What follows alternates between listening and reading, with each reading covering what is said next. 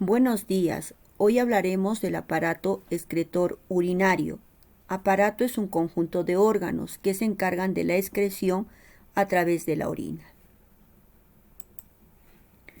¿Pero qué es la excreción? Es la eliminación de sustancias no útiles, como por ejemplo sustancias residuales, fruto del metabolismo de las células.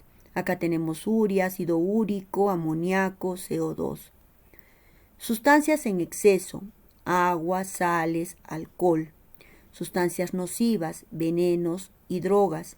Todas estas sustancias son no útiles y tenemos que eliminarlas hacia el exterior a través de la orina. Estructura del aparato excretor urinario. El aparato excretor urinario está formado solamente por dos componentes. El primero, los riñones, y el segundo, las vías urinarias. El médico tratante de los riñones es el nefrólogo y de las vías urinarias, el urólogo. Dentro de las vías urinarias tenemos los cálices, la pelvis renal, los uréteres, la vejiga urinaria y la uretra.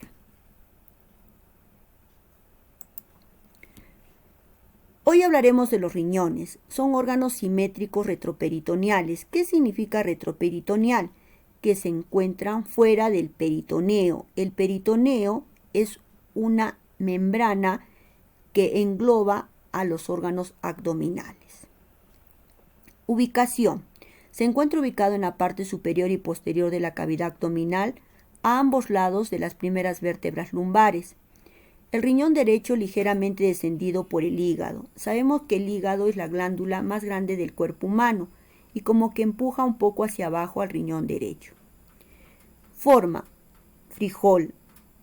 Presentan un peso que fluctúa entre los 130 a 150 gramos. El color va de un rojo pardo a un rojo vinoso. Dimensiones: 12 centímetros de largo por 6 centímetros de ancho y 3 centímetros de espesor. Bordes o curvaturas: convexo externo, cóncavo interno. En este borde hay un orificio que es el hilio renal, por donde entra la arteria renal y los nervios, y por donde sale la vena renal y la pelvis renal. Capas que rodean a los riñones. La más externa, la fascia renal, fascia, faz, cara. La media, la cápsula adiposa, grasa. Y la interna, la cápsula renal, que está en contacto mismo con los riñones. Caras de los riñones, anterior y posterior. Extremos, superior e inferior. En el caso del superior, como si fueran unas capuchas, se ubican las glándulas suprarrenales. Supra encima, renal encima de los riñones, llamadas también glándulas adrenales. Elementos de fijación que fijan en su posición a los riñones. Tenemos los vasos renales, como la arteria renal y la vena renal, el peritoneo, que empuja a los riñones hacia la parte posterior del abdomen, la fascia renal y la grasa perirrenal, que está en la periferia de los riñones. Zonas de los riñones. Los riñones internamente se dividen en dos zonas: la corteza renal y la médula renal. La corteza renal es de aspecto granuloso y oscura, porque resulta de la unión de los glomérulos de Malpighi o glomérulos renales, la cápsula de Wodman, el túbulo contorneado proximal, el túbulo contorneado distal, de todas las nefronas. Entonces, como son bastantes estructuras, le van a dar una tonalidad oscura. En cambio, la médula renal tiene una tonalidad clara, porque solamente resulta de la unión de todas las asas de Henle y todos los túbulos colectores de todas las nefronas. Al ser menos estructuras, le dan una tonalidad clara. Las pirámides renales o pirámides de Malpighi se ubican en la médula renal. Son de 8 o 12 hasta 18 por cada riñón. Acá tenemos un dibujo donde se muestra las zonas internas de los riñones, que tú sabes que son dos. La periférica, que es la corteza, de aspecto granuloso y más oscura. ¿Por qué era más oscura? Porque resultaba de la unión de todos los glomérulos de Malpighi o glomérulos renales, todas las cápsulas de Wodman, todos los túbulos contorneados proximales y todos los túbulos contorneados distales de todas las nefronas. Al ser varias estructuras, pues van a dar una tonalidad oscura. En cambio, esta de acá es la médula renal, que tiene una tonalidad más clara, porque solamente resulta de la unión de todas las asas de Henle y todos los túbulos colectores de todas las nefronas. Al ser menos estructuras, pues dan una tonalidad clara. Observemos aquí en la médula renal las pirámides renales o de Malpighi. Estas pirámides en la parte inferior presentan la papila renal, donde vamos a encontrar unos poritos, que son las desembocaduras de los túbulos colectores de las nefronas. Luego por aquí va a salir la orina, que va a ser reseccionada por estas estructuras en forma de copa, que son los cálices menores. Hablemos de las nefronas. Son las unidades funcionales renales y tenemos 1.000.000 a 1.300.000 por cada riñón. Acá tenemos un dibujo de una nefrona. Veamos. Esta es la arteriola aferente.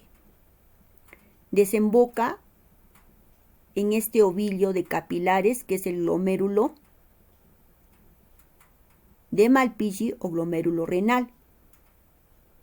Luego sale la arteriola eferente, que luego formará los capilares peritubulares. ¿Por qué capilares peritubulares? Porque se encuentran en la periferia de los túbulos renales. Ahora, el glomérulo de Malpighi o glomérulo renal está rodeado por la cápsula de Wodman, como si fuera un herraje. Esta cápsula de Wodman tiene dos paredes, una pared externa y una pared interna. La pared interna es la que está en contacto con el glomérulo de Malpighi. En esta pared interna hay unas células en forma de pie que se llaman podocitos. La sangre trae todas aquellas sustancias no útiles que tenemos que eliminar hacia el exterior por medio de la orina. Esas sustancias no útiles, por filtración, van a pasar del glomérulo de Malpighi a la cápsula de Wodman. De ahí seguirán el recorrido por el túbulo contorneado proximal, porque está cerca al glomérulo. Este túbulo contorneado proximal está revestido por epitelio simple cúbico con microvellosidades, como ves en el dibujo. Luego seguimos el recorrido con el asa de Henle. El asa de Henle presenta una rama descendente delgada y una rama ascendente gruesa. Luego viene el túbulo contorneado distal y por último el túbulo colector. Observemos algunos detalles importantes. La arteriola aferente tiene mayor diámetro que la arteriola eferente y obviamente los capilares peritubulares, por ser capilares, son de menor diámetro aún. El túbulo contorneado proximal es más largo que el túbulo contorneado distal y además presenta microvellosidades que no tiene el túbulo contorneado distal. Ambos están revestidos por epitelio simple cúbico. La diferencia está que en el caso del túbulo contorneado proximal tiene microvellosidades que no tiene el túbulo contorneado distal. El asa de Henle, por la forma que tiene de un asa, la rama descendente es más larga que la ascendente y es más delgada que la ascendente. Este es el túbulo colector, porque ahí va a desembocar muchas nefronas. Esta nefrona desemboca aquí, por acá tendremos otra nefrona que desembocará acá, otra por aquí, otra por acá y así sucesivamente. Por eso se le llama colector. Y al final va a desembocar en un porito a nivel de la papila renal, que está en la parte inferior de las pirámides de Malpighi o pirámides renales. Todo este diagrama me está mostrando una nefrona y las partes que ésta tiene. Bien, entonces a la próxima clase vamos a continuar con la segunda parte de nuestro aparato excretor urinario. Adiós.